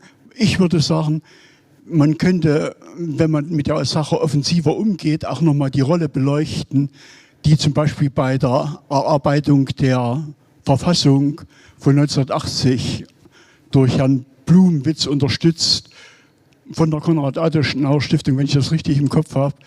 Ja, hier gibt es noch viele Möglichkeiten, zu einem Aufarbeitungsprozess zu kommen, der auch uns selber nutzt im deutsch-deutschen Verhältnis. Deshalb nochmal herzlichen Dank und meine Frage, wo geht die Zukunft hin in der Aufarbeitung? Colonia Dignidad, ja, das ist ein Projekt, was viel bewirken kann. Vielleicht nochmal an die Konrad-Adenauer-Stiftung gerichtet. Also ich muss dazu sagen, ich bin jetzt nicht mehr für die Konrad-Adenauer-Stiftung tätig. Ich kenne aber das Beispiel von Herrn Blumenwitz tatsächlich, der Uni Würzburg, der dort mitgearbeitet hat. Wo die Zukunft hingeht, ich bin ja Historiker von der Ausbildung her, von daher kann ich nicht sagen, wo die Zukunft hingehen wird. Aber ich denke, ja, ich meine, das Thema Erinnerungskultur in Chile ist natürlich ein großes und wichtiges, auch sehr umstritten, wie man jetzt in den letzten Wochen, Monaten wieder gesehen hat, in Vorbereitung auf die 50 Jahre. Da gab es schon sehr harte Auseinandersetzungen und da sah man auch, dass zum Beispiel, sage ich mal, verschiedene Strömungen der Linken auch noch in ganz unterschiedlichen Booten sitzen. Da wurde der Organisator der Feierlichkeiten, wurde im Juli, trat dann zurück, weil die Kommunistische Partei ihn so nicht mehr haben wollte, weil er eben bestimmte Vorstellungen dazu hatte, wie Verständigung auch über das Geschichtsbild in Chile stattfinden kann, wie man, sage ich mal, weiterkommt über die alten Positionen aus dieser Zeit der 70er und 80er Jahre. Und das ist sicherlich noch ein ganz schwieriges Thema. Ich würde das vielleicht ein bisschen mit Spanien vergleichen auch, wo ja auch die Gräben noch sehr tief sind, obwohl es lange her ist. Und also insofern denke ich, da muss noch eine innergesellschaftliche auch Verständigung stattfinden, bevor da ganz große Fortschritte da sind. Aber ich finde es positiv und das hat ja auch der Präsident Boric, hat es gleichlautend eigentlich wie dieser Organisator oder vorgesehene Organisator der Feierlichkeiten gesagt, dass man eigentlich, man muss einen Minimalkonsens finden, der darin besteht, dass die Menschenrechtsverbrechen geächtet werden und dass die in keinster Weise zu rechtfertigen sind. Und gleichzeitig muss man aber auch schauen, sozusagen, wie man diesen Teil, diese 36%, von denen eben gesprochen wurde, wie man die auch weiter integriert. Es ist eine schwierige Frage, da wissen andere besser dazu Bescheid, aber schnell wird es, glaube ich, nicht gehen. Vielen Dank. Ich habe 2 Fragen. Und zwar die erste Frage in Bezug auf die Colonia Dignidad. Also bis zum Putsch ist ja wahrscheinlich das bestimmende Bild der Colonia, dieser pädophile Ring dort durch Schäfer und diese Form der Verbrechen. Unter Pinochet wird es ja auch zu einem Folterzentrum. Und meine Frage in dem Zusammenhang ist, was wusste man bis zu Pinochet überhaupt von dem, was in der Colonia vor sich geht? Hat die Regierung Allende dort auch versucht, irgendwas zu unternehmen? Oder hat man nichts unternommen, weil man gar nicht wusste, was dort passiert? Oder hat es für eine deutsche Angelegenheit gehalten, weil man dachte, das ist ja, Schäfer hat ja immer so getan, als ob das ein humanitäres Projekt wäre, was er dort veranstaltet. Das wäre meine erste Frage. Und die zweite Frage ist, Pinochet hat ja seine Politik auch immer damit begründet, dass er gegen Terroristen vorgeht. Und ich habe den Eindruck, dass das auch ein Gutteil der Wahrnehmung des Putsches und des Vorgehens von Pinochet ausmacht, dass praktisch die Legitimität von politischer Gewalt da mitverhandelt werden muss. Also rechte Gewalt wird abgelehnt, aber wie hält man es mit der ja durchaus auch vorhandenen linksextremen Gewalt?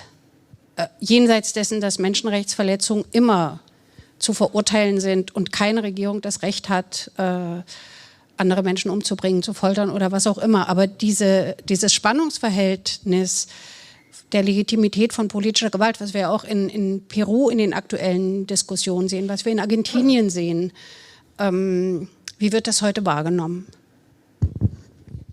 Oder spielt es gar keine Rolle? Vielleicht fangen Sie an mit der ersten Frage, Colonna Ligendet.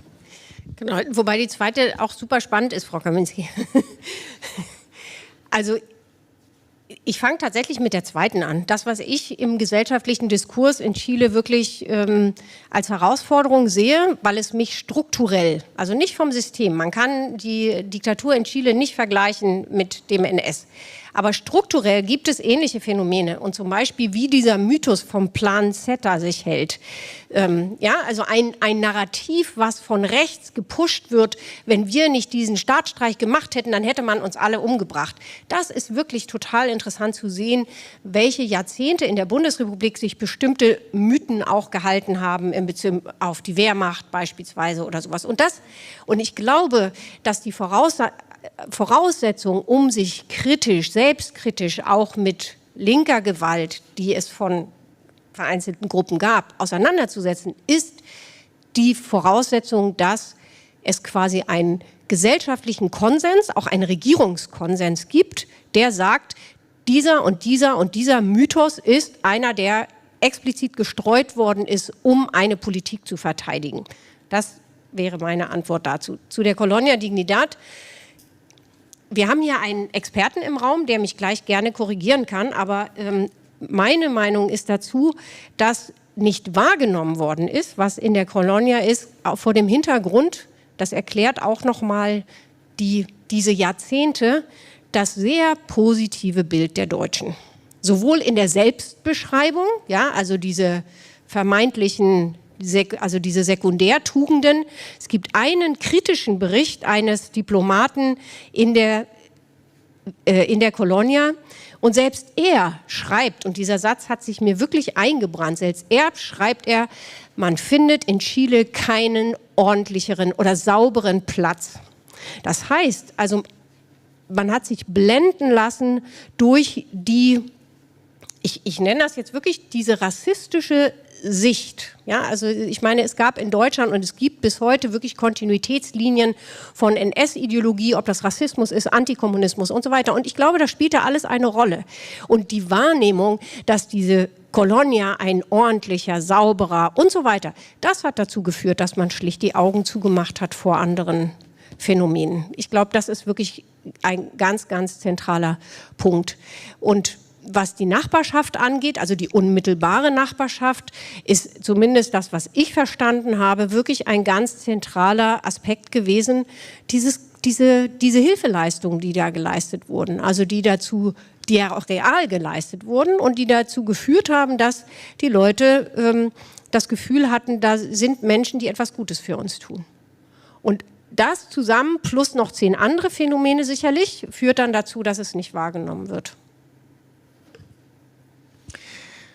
Ja, vielleicht noch zum Abschluss, Herr Dufner. Ich kann noch 1, 2 Worte zu diesem Thema der politischen Gewalt gerne sagen. Also da gab es natürlich in diesem ganzen Prozess zum Beispiel der Landreform, die ja schon unter Eduardo Frei begann, gab es dann natürlich aus dieser Unidad Popular, die ja sehr heterogen war, auch sehr teilweise radikale Gruppen und natürlich haben die dann vereinzelt, wurden diese Beispiele auch genommen, auch dann eben in der Pinochet-Propaganda, wo es dann eben auch zu Exzessen beispielsweise bei der Landverteilung kam. Und das bringt mich wieder so ein bisschen zu dem Punkt, der auch vorhin erwähnt wurde, also das sind keine Marionetten. Chile ist keine Marionette gewesen im Kalten Krieg, sondern die Pinochet, die Junta, die brauchte keine Erlaubnis aus Washington. Die wollte sich absichern in Washington, das ja. Aber die haben natürlich auf diese Unsicherheit, auf dieses ambivalente Auftreten der Unidad Popular auch gebaut, weil man wusste eben, Allende hat zum Beispiel immer gesagt, er möchte den friedlichen Weg zum Sozialismus. Aber natürlich waren da auch sehr harte Marxisten drin in dieser Unidad Popular, die eben sehr wohl für den, wie es in der DDR genannt wurde, den kubanischen Weg eintraten, nämlich mit der Waffe in der Hand. Und natürlich ist das nicht mit der Repression, die in der Diktatur erfolgte, vergleichbar, in keinster Weise. Aber es wurde dann eben geschickt eingesetzt und geschickt genutzt. Und von daher war das auch nicht so sehr, auch diese Waffenlieferung zum Beispiel des BND, das sind Tröpfchen, die spielen vielleicht lokal eine Rolle, aber das war nicht entscheidend für den Erfolg des Putsches. Und dafür war genügend Substanz im Land vorhanden. Georg Dufner, Elke Gruglewski, herzlichen Dank für Ihre Expertise. Danke.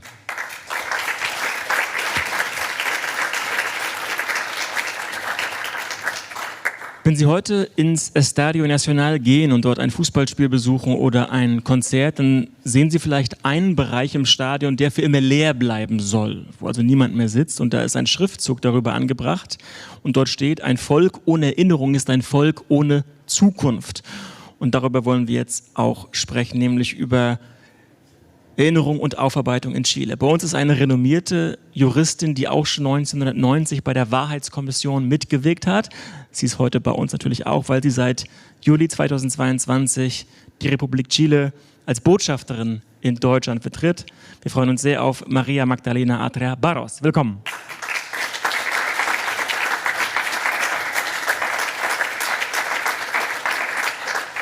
Und auch unser zweiter Gast hat familiäre Verbindungen nach Chile, hat dort einige Jahre gelebt. Ihr Großvater war im Kabinett von Allende. Sie vertritt die SPD seit 2021 im Deutschen Bundestag und ist mit unterschiedlichen Anliegen immer wieder auch in Lateinamerika. Schön, dass Sie da sind, Isabel Caramatori.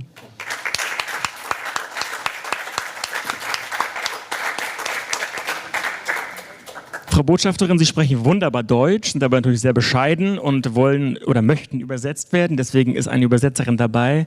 Das ist gut. Frau Botschafterin, die Junta wollte sich früh absichern, hat 1978 schon das sogenannte Amnestiegesetz eingeführt. Spielt das heute noch eine Rolle oder wie hat das in den vergangenen Jahren eine Rolle gespielt? Ich werde es auf Deutsch versuchen, wenn es nicht klappt, dann vielleicht kann die, wie sagt man, die Dolmetscherin mich retten. Okay. So, ja, es spielte eine Rolle und es spielt noch eine Rolle. Die Art und Weise, wie die Amnestiegesetz angewendet war, hat sich entwickelt. Zum Beispiel zum Anfang, nach der Rückkehr der Demokratie in Chile, Anfang der 90er Jahre, unser oberster Gerichtshof war ausschließlich aus Richter, die von Pinochet genannt worden waren. Deswegen haben sie natürlich diese Amnestiegesetz so einfach angewendet, wie ohne Untersuchungen oder nichts zu tun. Aber dann mit der Zeit haben die demokratische Präsidentinnen und Präsidenten neue Richter ernannt und es hat es entwickelt und da ist zum Beispiel die Gesetz wurde angewendet nur nach einer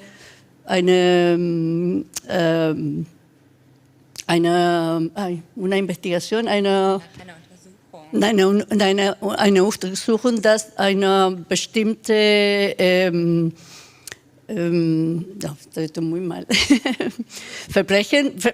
Verbrechen feststellen sollte und auch die Verantwortlichen dazu. Und dann nur konnte die Richter dieses Gesetz anwenden. Und danach wurden sie die humanitären und die internationale Gesetze angewendet und dann in mehreren Fällen dieses Gesetz abgelehnt. Und in Bezug von den verschwundenen Personen ist es ein bisschen anders. Diese Richter haben die These von die fortbestehenden Verbrechen. Das heißt, dass wenn eine Person wurde entführt und das wurde festgestellt, gerichtlich festgestellt und auch die verantwortlichen Leute dazu, wenn die Täter nicht die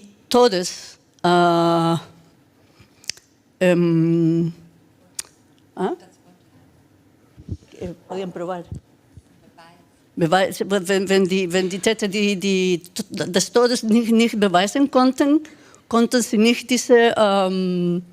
diese Gesetz angewendet werden, weil es wird no, parece que no. Sprechen Sie gern Spanisch. Es ist ein bisschen zu schwierig, ja. um Gesetze zu sprechen. Es wird, se supone que el secuestro es un delito que se comete permanentemente, cada vez hasta que no se acredite la muerte. Also es gilt die Annahme, dass die Entführung kontinuierlich stattfinden muss bis zum Tod, das sagen Sie. Y por eso no se puede aplicar la ley de amnistía, porque la ley de amnistía se aplica solo hasta fines del 78 y estos delitos han seguido hasta el día de hoy respecto de todos los desaparecidos cometiéndose como un delito permanente. Also das Problem mit dem Amnestiegesetz ist eben, dass das dargelegt werden musste, dass bis 1978 stattfand. Aber die Verschwundenen sind ja bis heute verschwunden und deshalb konnte das Amnestiegesetz nicht angewandt werden. Así que ha tenido una influencia que ha ido cambiando, los jueces han ido mutando en sus interpretaciones. Also genau, es hat Einfluss gehabt und die Richter haben auch ihre Interpretation verändert diesbezüglich. Lo que ha permitido enjuiciar y condenar a muchas personas que en un principio no pudieron ser investigadas. Und das hat zur Verurteilung geführt von Personen, die sonst nicht, gegen die nicht ermittelt hätte werden können. Und deswegen gibt es so viele Häftlinge in Punta Peuco. Unter Patricio Aylwin, dem ersten frei gewählten Präsidenten, wurde dann 1990 eine nationale Wahrheits- und Versöhnungskommission eingerichtet. 1990, fragile Demokratie, Sie haben daran mitgewirkt. Wie hat denn, Pinochet war Oberbefehlshaber des Heeres, Senator auf Lebenszeit, wie haben denn die Täter, die überall noch in der Gesellschaft waren, Ihnen das Gefühl gegeben, reizt uns nicht, sondern die Demokratie ist fragil? Gab es dieses Gefühl damals? Bestimmt, ja. Und zum Beispiel in die Retix-Kommission, das ist der bekannte Name dieser Kommission, wir haben alle vermutliche Täter zitiert, aber fast keine sind gekommen. So, wir können nur wenige Aussagen versammeln. Und natürlich die gekommen sind, haben uns versucht, uns zu erschrecken. Ich meine, in wie sie sich behalten und wie sie aussagten. Aber wir waren dafür vorbereitet. Aber es war schwierig. Es war schwierig, weil wir waren sehr jung. Als ich diese Film der Argentina 1985 gesehen habe, habe ich mich so gefühlt, wir waren eine sehr kleine Gruppe von sehr jungen Anwälten, die keine Unterhaltung hatten von unserer Umgebung. Und trotzdem mussten wir tapfer und viel arbeiten, um ein positives Ergebnis zu bekommen. Isabel Cadematori, Sie sind seit 2021 im Bundestag, aber haben chilenische Verbindungen. Ihr Großvater war Wirtschaftsminister im Allende-Kabinett und haben in den 90er Jahren in Chile gelebt, also in einer Zeit, wo die Demokratie zurück war. Wie war das für Sie in der Schule, im Umfeld, wenn eine Gesellschaft gespalten ist? Hat man Sie das spüren lassen als Kind? Haben Sie das verstanden als Kind? Ja, ich habe das sehr wohl verstanden. Ich bin mit der Geschichte von Pinochet und Allende groß geworden. Ich kann mich an keine Zeit erinnern, wo ich nicht wusste, wer Allende, wer Pinochet ist und welche Auswirkungen das auf unsere Familie hatte. Diese Erfahrung als Kind in Chile hat mich auch politisiert, sodass das ist auch mit ein Grund, wieso ich heute noch Politik mache. Ich war in einer deutschen Schule. Das war jetzt kein linkes Biotop, um es mal so zu formulieren.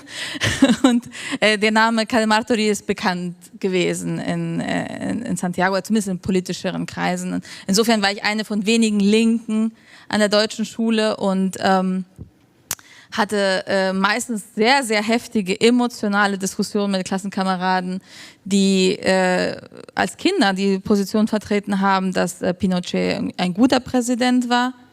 Das war so ein Zitat. Und für mich, als jetzt jemand gesagt hat, ist so, als hätte jemand gesagt, der Himmel ist rot und nicht blau, weil ich war eben klar mit der Geschichte groß geworden. Es ist ein furchtbarer Diktator gewesen und Präsident schon mal so die falsche Bezeichnung aus meiner Sicht war. Und immer wenn Wahlen dann auch waren, war das wieder ein Thema. Ja? Also wie standen dann diejenigen, die zur Wahl standen? Ich erinnere mich sehr gut an die Wahl von Lagos.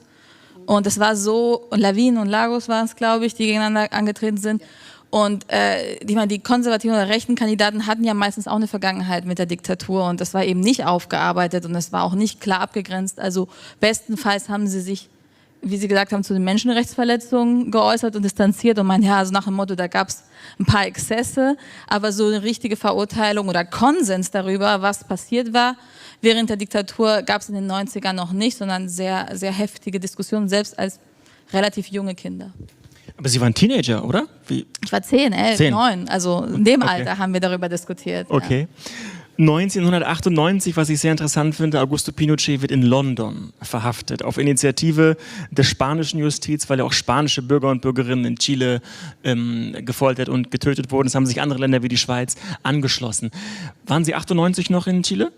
Wie hat dann die Gesellschaft darauf reagiert, dass die alte Kolonialmacht Spanien und dann die Europäer in Großbritannien verhaftet? Also ich kann nicht sagen, wie die gesamte Gesellschaft reagiert. Da hat mir der Überblick gefehlt mit 10, aber ich weiß, dass es bei uns extrem heftig in der Familie war. Also wir haben alle am Fernseher geklebt, haben irgendwie ganz viel miteinander gesprochen und das sehr, sehr eng verfolgt und gehofft und gebetet, dass das Erfolg hat.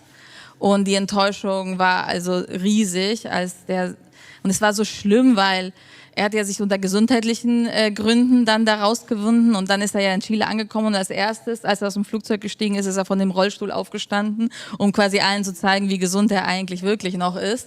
Und also das erinnere ich mich auch sehr präsent. Wir haben das alles mitverfolgt und die chilenische Presse ist halt auch sehr schwierig. Also als er dann gestorben ist, beispielsweise ein paar Jahre später, also das war so nonstop im Fernsehen, so wie wenn die Queen gestorben ist. Sie hatten so die ganze Berichterstattung drumherum und jetzt ist der Sarg hier und jetzt wird er dahin gebracht und Live-Berichte und also unappetitlich, unkritisch. Also zumindest in meiner Erinnerung war das so. Und ja, also deswegen, es wurde letztlich nie, also er hat nie dafür zahlen müssen und es wurde nie richtig aufbearbeitet. Frau Botschafterin, 2003 wird Ricardo Lagos zum Präsidenten gewählt, ein Sozialist, Aufbruchstimmung. Ich war während meiner Recherchen mal im Estadio Nacional. Da gab es ja sogar die Debatte, das abzureißen und dort kommerzielle Bauten hinzustellen. Und der Lagos wurde es dann unter Denkmalschutz gestellt. Und jetzt gibt es ja auch Forschung, dass es mehr als 1000 Folterorte und Gefängnisse in Chile gegeben haben soll. Nur sehr wenige erhalten ja Förderung vom Staat. Museo de la Memoria, Villa Grimaldi. Was würden Sie sagen, ab wann war die Entwicklung zum Besseren? Also ab wann hat sich der Staat wirklich auch selbstbewusst bekannt zu einer differenzierten und selbstbewussten Erinnerungskultur? Okay. Ich muss nur sagen, dass es gibt viele Initiativen von den verschiedenen Regierungen in Chile gegeben. Zum Beispiel die Kommission Rettig, die beide Valech I und Valech II Kommissionen, die politische Gefangene und die Folterfälle ermittelt haben.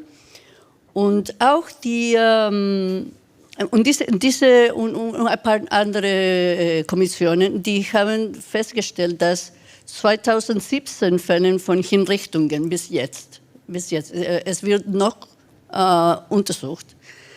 1210 Fälle von verschwundenen Personen, fast 40.000 Fälle von Opfern von politischer Inhaftierung und Folter und natürlich mehr als fast ein 250.000 von Exilianten.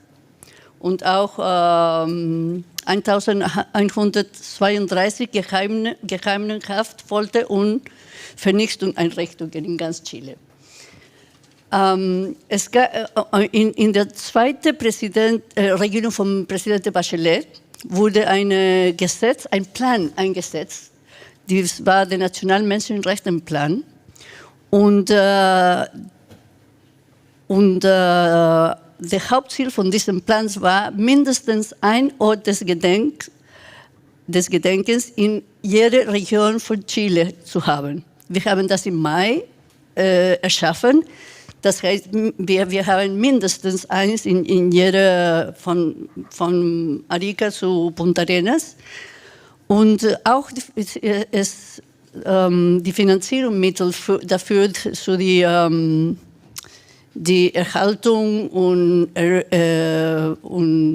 Forderung von diesen für weitere Städte zu bekommen, hat es auch in diesem Plan gegeben. Und so, es wird nicht so viel berichtet, so es ist vielleicht nicht so sehr bekannt, aber es gibt Initiativen, die mindestens von der Regierung aus bearbeitet werden. Okay. Sie haben ja ein spannendes politisches System, es geht hin und her, Bachelet, Piñera, Boric, vielleicht demnächst wieder ein rechter Präsident. Blockieren sich die Regierungen dann manchmal gegenseitig oder welche Möglichkeiten? Ein bisschen schon. Ich meine, wenn eine Regierung nicht etwas fordern möchte, fordert es nicht. Es gibt kein Geld, kein Angestellte und was immer. Es kann behindert werden. Und es ist behindert geworden, besonders bei den verschwundenen Personen. Ich weiß nicht, ob Sie wissen, dass im März, glaube ich, wurden die Überreste von ungefähr 300 Menschlichen gefunden in der Servicio Médico Legal, weiß es nicht.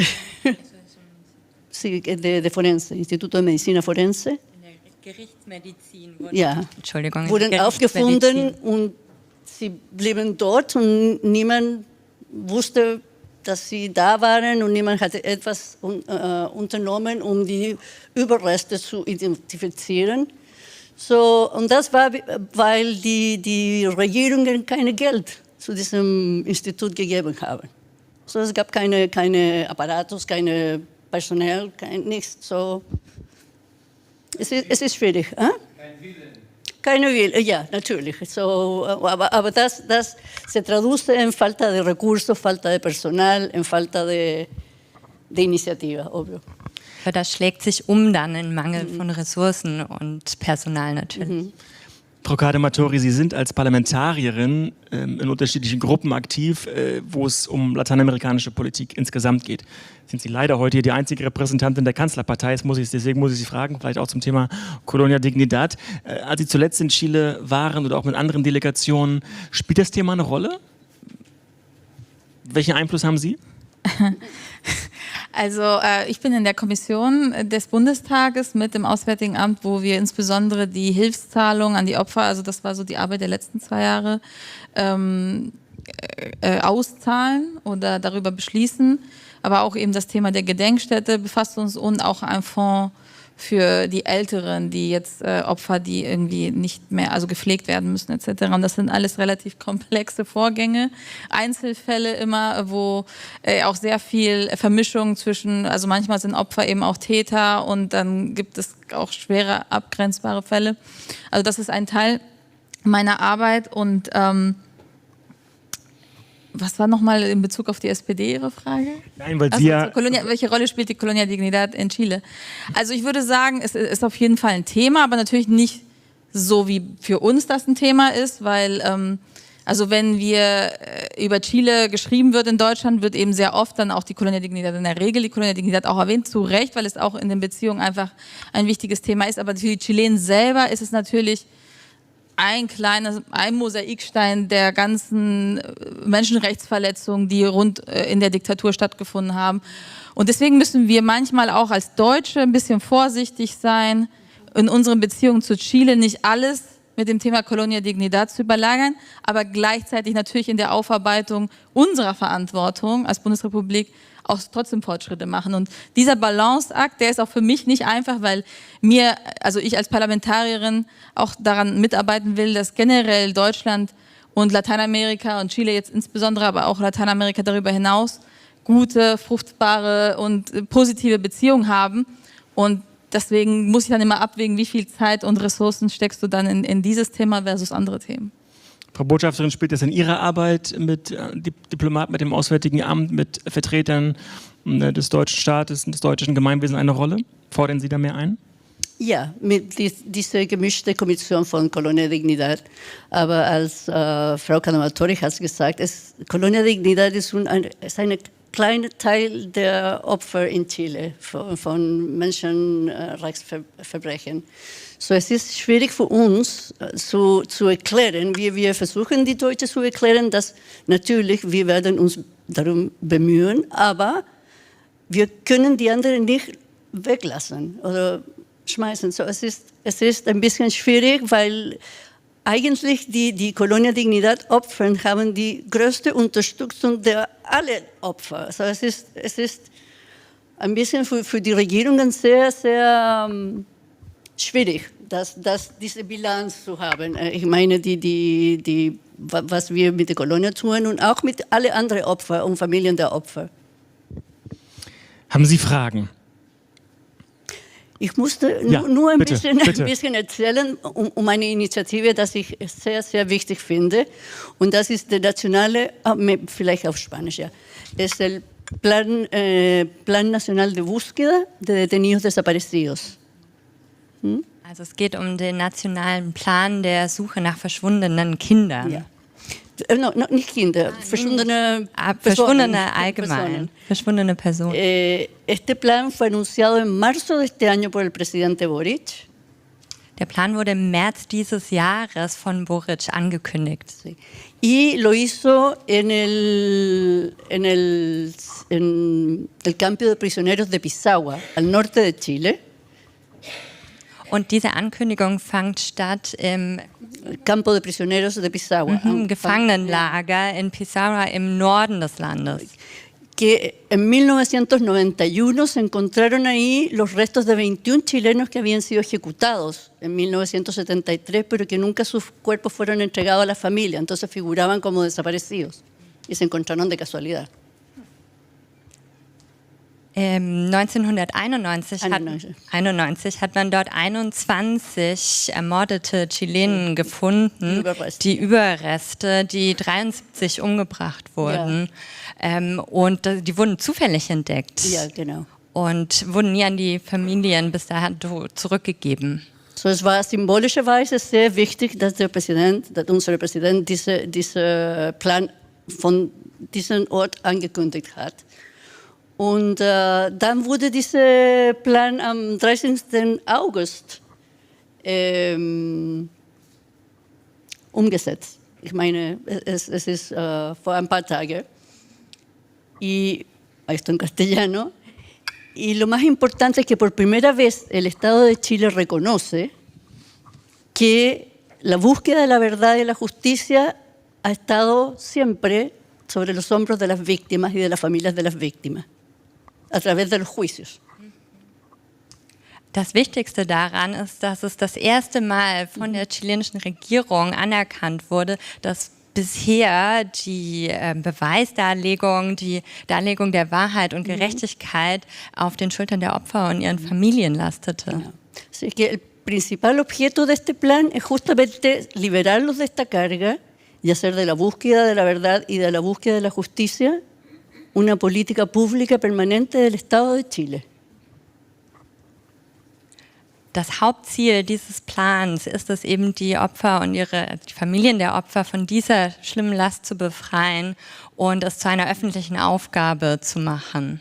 Sí, así que yo estoy muy esperanzada de que eso funcione. Hay mucha gente poniéndole mucho esfuerzo y mucho ánimo y creo que una de las maneras de asegurarse de que esto permanezca es difundiendo la iniciativa y de que se sepa que existe y que sea apoyada desde todas partes. Sehr viele Menschen legen sehr viel Hoffnung darauf. Viele Menschen setzen sehr viel Arbeit in die Initiative, in das Thema. Und ich denke, das Wichtigste ist, dass jetzt das Wissen darüber, über die Existenz dieses Planes verbreitet wird und darüber informiert wird.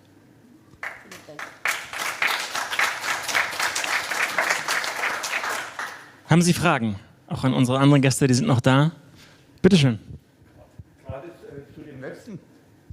Gerade zu dem letzten Punkt würde mich mal interessieren, wie ist denn überhaupt die Faktenlage über diese Gräueltaten damals unter Pinochet? Die Deutschen waren ja mit ihrem Bürokratismus, waren die ja bei der Vernichtung der Juden so bürokratisch, dass die also da Listen geführt haben, Einzelheiten bekannt waren, die dann auch zum Gegenstand der Nachkriegsaufarbeitung durch die Alliierten juristischerweise gemacht werden konnten. Gibt es oder gab es damals Aufzeichnungen aus der Zeit? Wenn ja, sind die zurückgehalten worden aus politischen Gründen? Also kann man da auf irgendwelche konkreten Unterlagen über die einzelnen Gräueltaten zurückgreifen? Bestehen da Aufklärungsmöglichkeiten noch heutzutage?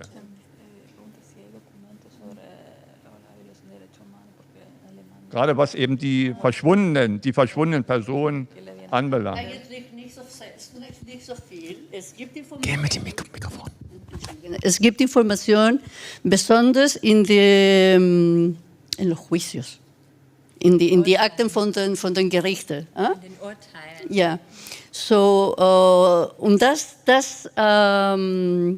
diese Information ist verstreut. Dass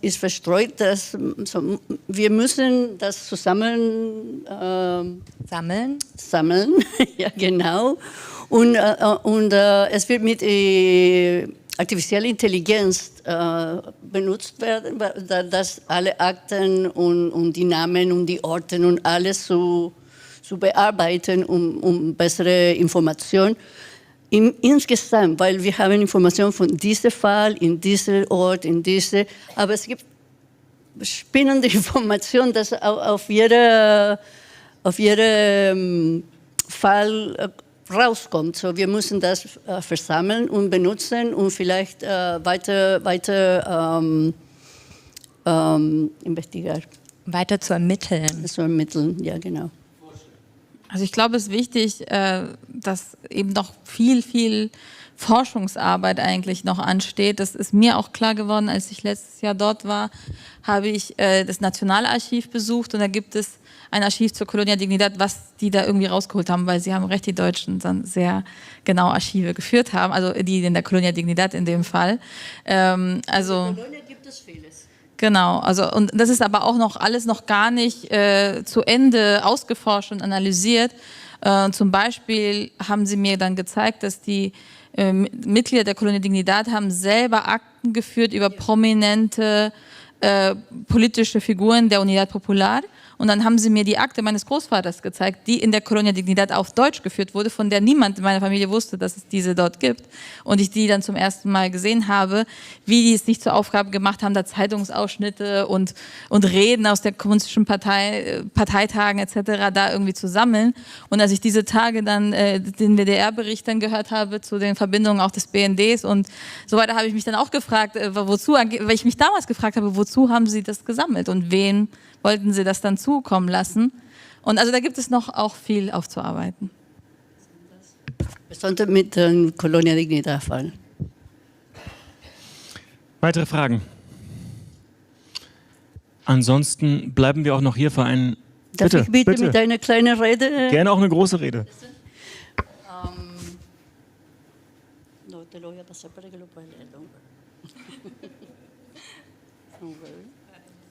So, das ist ein kleines Stück von der chilenischen Schriftsteller Hernán Rivera Letelier, der sagt, a ese alguien, hombre o mujer, alójalo en tu corazón, abrígalo en tu memoria, que el frío del olvido no lo toque, para que nunca más en Chile. Dankeschön. Okay, das wird jetzt eine Stegreif-Übersetzung des... Habe ich zwei. Verzeihung. Das Gedichtes, ich bemühe mich. Egal wer es ist, Mann oder Frau, gib ihm ein Zuhause in deinem Herzen. Lege den Deckmantel der Erinnerung um ihn, damit die Kälte des Vergessens ihn nicht erlangt. Damit das nie mehr in Chile passieren kann.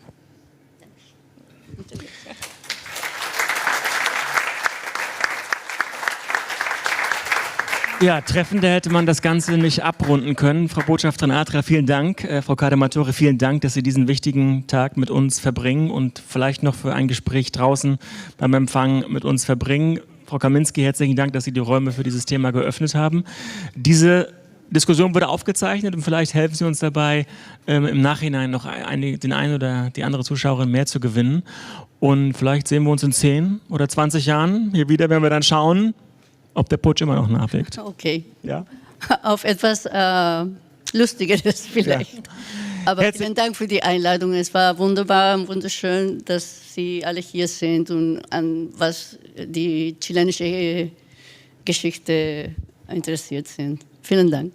Herzlichen Dank und Ihnen einen schönen Abend. Danke.